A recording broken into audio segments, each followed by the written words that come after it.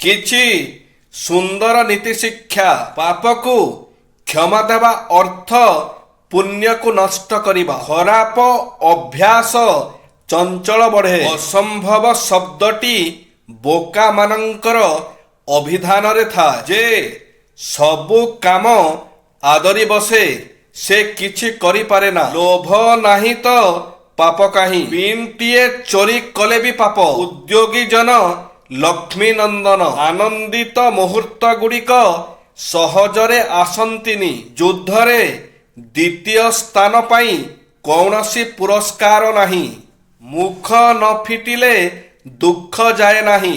ଫୁଲରୁ ମିଳେ ଖୁସି। ସୌନ୍ଦର୍ଯ୍ୟ ଓ ପ୍ରେମର ପ୍ରତୀକ ଭାବେ ଗ୍ରହଣ କରାଯାଉଥିବା ଗୋଲାପ ଫୁଲକୁ ବି ଭାଗ୍ୟଶାଳୀ ଫୁଲ ବୋଲି ଅନେକେ କହିଥାନ୍ତି। ବିବିଧ ରଙ୍ଗ ଓ ବାସ୍ନାର ଗୋଲାପ ସଭିଙ୍କର ପ୍ରିୟ। ଏହା ସ୍ୱତନ୍ତ୍ର ଆଦର ଓ ଯତ୍ନ ଆବଶ୍ୟକ କରେ। ସୌଭାଗ୍ୟର ପ୍ରତୀକ କୁହାଯାଉଥିବା ଚମ୍ପା ଗଛକୁ ବି ଲଗାଇବା ଶୁଭ ହୋଇଥାଏ। ଶିବଙ୍କ ମଥାରେ ମାନସିକ କରି ଚମ୍ପା ଫୁଲ ଅର୍ପଣ କରାଯାଇଥାଏ। ଟଗର ଗଛ ବି ଘରେ ସୁଖ ଶାନ୍ତି ବୃଦ୍ଧି କରିଥାଏ। ଯାହାଙ୍କ ଅଗଣାରେ ଏହି ଗଛ ରହିଥାଏ ସେଠାରେ ପ୍ରଭୁଙ୍କର ବାସ ହୋଇଥାଏ ବୋଲି ବିଶ୍ୱାସ ରହିଛି। ରାତି ଶେଷରେ ଝରି ଯାଉଥିବା ଗଙ୍ଗଶିଉଳି ଫୁଲର ଭୁରୁ ଭୁରୁ ବାସ୍ନା ମନରେ ଶାନ୍ତି ଭରିଦିଏ। ଏହାର ପତ୍ର ଓ ଫୁଲରେ ଅନେକ ଗୁଡ଼ିଏ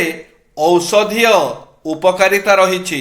ଥରେ ସମ୍ପର୍କରେ ବିଶ୍ୱାସ ଉଠିଗଲା ପରେ ସେ ସମ୍ପର୍କ ତ ରୁହେ କିନ୍ତୁ କଥାର ମଧୁରତା ଆଉ ରହେନି।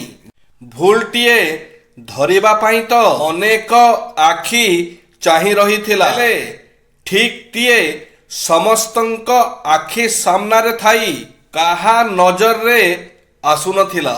ମୋତେ ବେଳେବେଳେ ଲାଗେ ଯେଉଁ ଲୋକମାନେ ମୋ ସହ ଯାହା କରିଛନ୍ତି ମୁଁ ବି ତାଙ୍କ ସହ ସେଇଆ କରିବି। ପୁଣି ଭାବେ ମୁଁ ବି ଯଦି ସେମିତି କରିବି ତାହେଲେ ସମସ୍ତଙ୍କ ଆଉ ମୋ ଭିତରେ ଫରକ କ'ଣ ରହିବ? ଏହା ସତ ଯେ ମନ ପସନ୍ଦର ମଣିଷ ସହିତ 5 ମିନିଟ କଥା ହେଇଗଲେ ପୁରା ଦିନଟି ଭଲ ଲାଗିଥାଏ। ଯଦି ସେହି ମଣିଷ 10 ସେକେଣ୍ଡ ବି ଇଗ୍ନୋର କରିଥାଏ ତ ସେହି 10 ସେକେଣ୍ଡ ପୁରା ଦିନଟିକୁ ବର୍ବାଦ କରିଦେଇଥାଏ। ଧନ ଅଥବା ଶିକ୍ଷା।